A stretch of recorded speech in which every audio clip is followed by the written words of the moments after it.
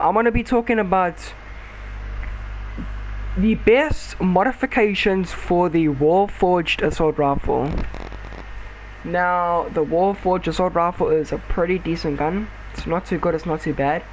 But like, let's be honest, with no attachments, this thing's pretty ass. Let's be honest. Like, it's absolutely terrible. So now I'm gonna be giving you guys the absolute best build for the wall-forged assault rifle. I'm talking little to no recoil, easy to control, best sights, and the best magazine you can ever think of.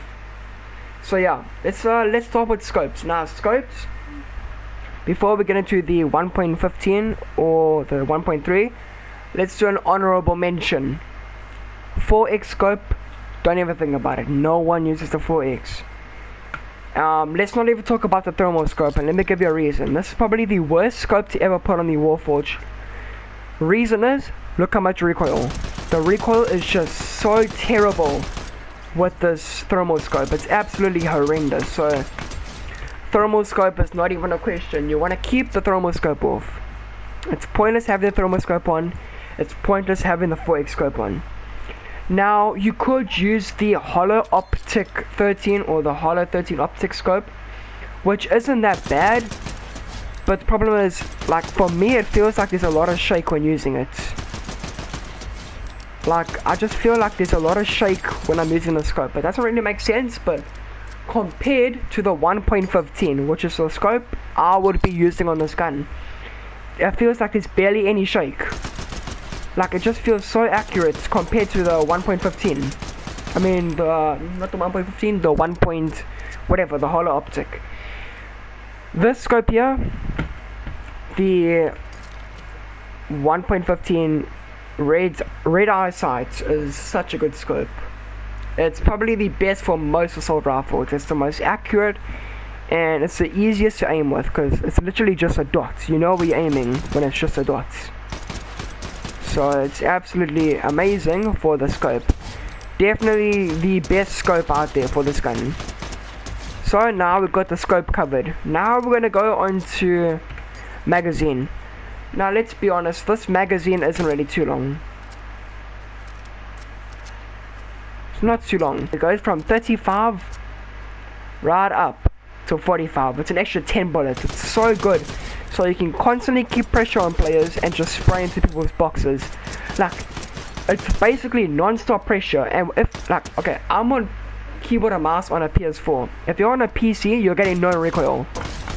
Literally the definition of no recoil you're gonna get. This gun is so good on PC because there's like no recoil, combined with the magazine being 45.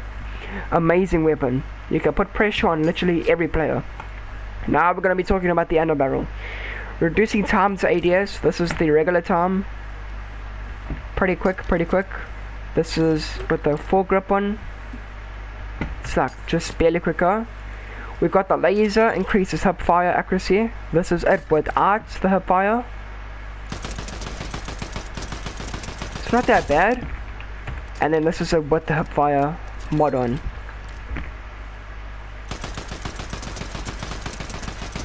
Pretty much the same. Then we got the speed grip. This is me aiming in when the modification is not on. And then this is me aiming in when the modification is on.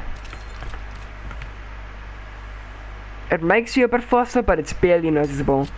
So what we're gonna go for is the vertical foregrip. Reason is because it improves ADS and recoil and spread. And let's be honest, it just looks so cool in the gun. You can't even lie. Like, look how cool this looks. If we apply it on, let me actually show you the recoil without the modification. Now the modification, it doesn't exactly. Okay, let me tell you. Players get confused because they think it nerfs the recoil by a big amount. It doesn't nerf recoil. What it does, it just makes it easier to control. It does nerf the recoil slightly. Okay, like, look here. I'm gonna aim straight over here. Let's see how high it takes us. So around about over there. Okay, we got the marker. So if we aim from there, it goes up to around about there.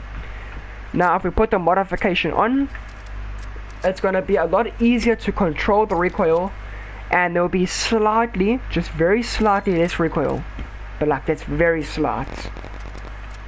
And I forgot where we were aiming, but it's slightly less recoil, but definitely way easier to control. Like it's way easier. So I definitely want to have this on. Best under barrel. Then we're gonna get into the barrel. Muzzle brake or the suppressor. Suppressor reduces muzzle flash and dampens audio. Sure, it may make your gun look cool, but it's pointless. Reduces recoil once again. This is nice. See, this one improves ADS recoil. This one basically, just improves trying to control it. So this one actually improves how high you look up. So this is with the modification on. It's not looking up as much anymore. Really good modification. Get rid of and gotta reload, and gotta get rid of him. So yeah, this is the best build for the Warforged assault rifle. If you guys think otherwise, then go for it, but in my opinion, this is literally the best build you can think of for this gun.